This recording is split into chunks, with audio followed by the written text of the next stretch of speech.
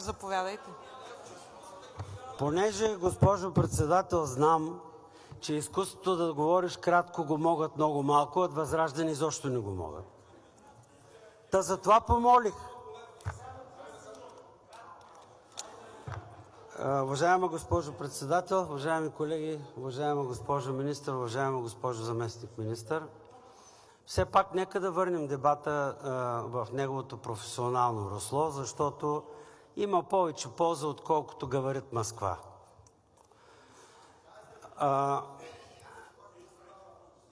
Този дебат показа много ясно, че има проблем с публичните финанси. Този дебат показа, че в финансите, в бюджетирането, в публичните финанси, в фиска нещата не се случват от вчера за днес или от днес за утре. Това са инерционни системи. Ако се появи проблем днес, той е започнал доста по-отдавна. И целта на този дебат, който ние предизвикахме от ДПС ново начало, беше тази. Да видим всъщност тези процеси, които констатираме сега, как точно изглеждат като резултат и как са като процеси, т.е. кога са започнали, защото за да ликвидираш едно лошо следствие, трябва да разбереш причините, кои са. Аз си бях решил, честно да ви кажа, да говоря в друг аспект на публичните финанси, но самия дебат и основно изказването на господин Василев ме предизвика да променя това, което искам да ви кажа. Господин Василев, ние знаем много добре, че макроикономиката е наука, в която може да се чете така и иначе, в зависимост от, говоря за числата, в зависимост от тенденциите, които искаш да разкриеш. И не непременно си некоректен, ако четеш така или иначе. Когато обаче не доизказваш до край истинските причини, тогава вече би могло да се каже, че има злоупотреба със знание. Вижте, защо се обръщам към вас? За последните 3 години и половина, почти 4 ще станат април-май, България е в много тежка политическа криза. И в това време всъщност единственият редовен министър на финансите сте били вие. И 2 пъти или 1 път, ако не се лъжа, служебен. Така че почти през цялото време вие сте субекта на тази политика. За добро или за зло. Да започнем оттам, от разходите. За пенсии. Господин Василев, тогава предупреждавах в едно инфарктно заседание на бюджетната комисия вашите депутати, че постоянните компоненти на временните компоненти на помощта за COVID не бива да стават постоянен компонент от пенсиите. Те ми отговориха честно и почтенно, така нареди господин Василев. Знаете ли, българските пенсионери имаха нужда от това, но щеше да бъде почтено, ако го бяхте направили ето така. Правите 120 левовата добавка постоянна за всички, това са много пари и са във времето константни и казвате, от тук нататък осигуровките скачат с 3%.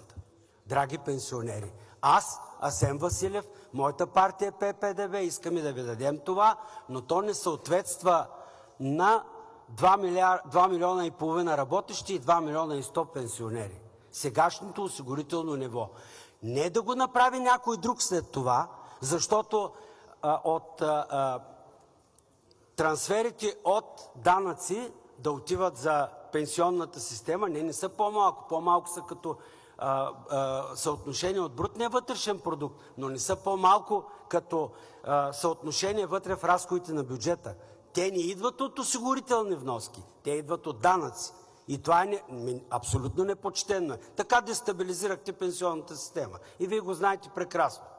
Защото пенсионната система трябва да се развива предимно от осигурителни вноски, а не от данъци с трансфери. Да, може, трябва да има от данъци, но такъв размер, над 50%, категорично е дестабилизиране на системата. Ето го непочтенния момент. И сега ние тук сме изправени пред опцията да вдигаме осигуровките, примерно, като една от мерките. По-нататък, по отношение на ръста на заплатите.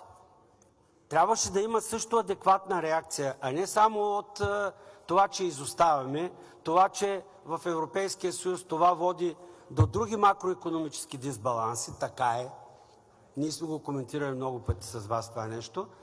Този ръст трябваше да бъде направен по друг начин. И вие много добре знаете как. И той да съответства наистина на онова, което можем да направим като приходна част. Може да има и други мерки, за които сме говорили. Те не бяха наложени, защото те не са популистки. Те носят негативизъм на този, който ги прави като електорална тежест. На трето място, по отношение на бюджет 24, бюджет 25, за капиталовата програма. Моля ви, тук сериозно не го правете това друг път. Има хора, които разбират. 21 година като служебен финансов министър и после като редовен, вие спряхте един куп капиталови програми. Осъдиха ни, начислиха ни лихви на бюджета, тези компании, които им беше спряно финансирането.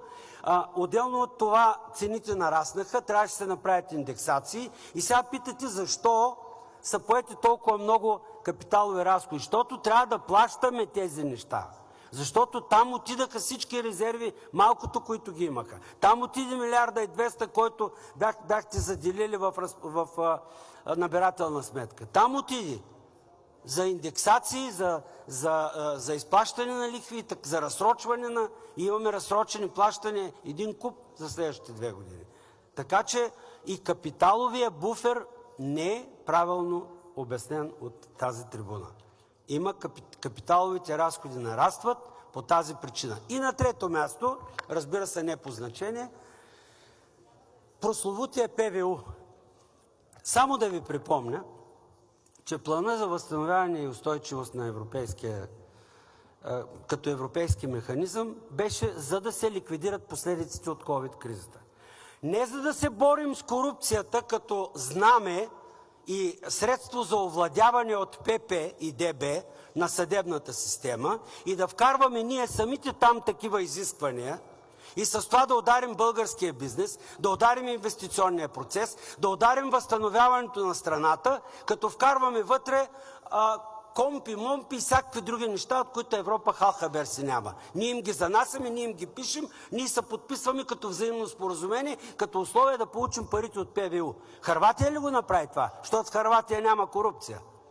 Не, защото от 15 години в България възпитаниците и протежетата на Сорос правят едно и също, каквото се опитаха да направят в Америка. В Америка овладяха съдебната система, откраднаха изборите на Тръмп, направиха от най-голямата демокрация предните избори. Направиха от най-голямата демокрация посмешище на демокрацията за 4 години точно тези хора. С прокурори, 100 обвинения, какво ли не, каквото правят местните тук, местните му наместници. Да вземат съдебната система, да вземат прокуратурата и за това използваха всякакви средства. Освен клепане на България пред Европейския съюз. Ползваха и ПВУ, ползваха и други инструменти на Европейския съюз икономически. И затова инвестиционният процес е така натоварен с национални финанси. Заради вас. Вие сте пряко отговорни. ПП, ДБ и господин Василев и вие. Винаги едно към едно сме си казвали нещата в очите. Това е вашата вина. Честно и почтенно трябваше това да бъде казано от тук. Сега всички заедно ще се справим с проблемите. И тези тук няма да злорадстват за еврозоната, защото няма да им го разрешим. И да ви кажа, не вие сте ни подпалите, а ние вас ще подпалим, ако се опитате да попречите. Господин Цонев.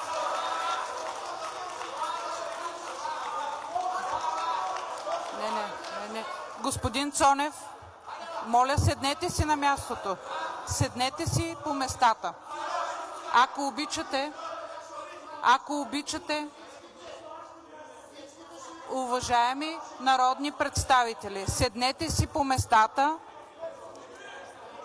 Видимо е, че проектът за бюджет предизвиква повече емоции, отколкото е необходимо.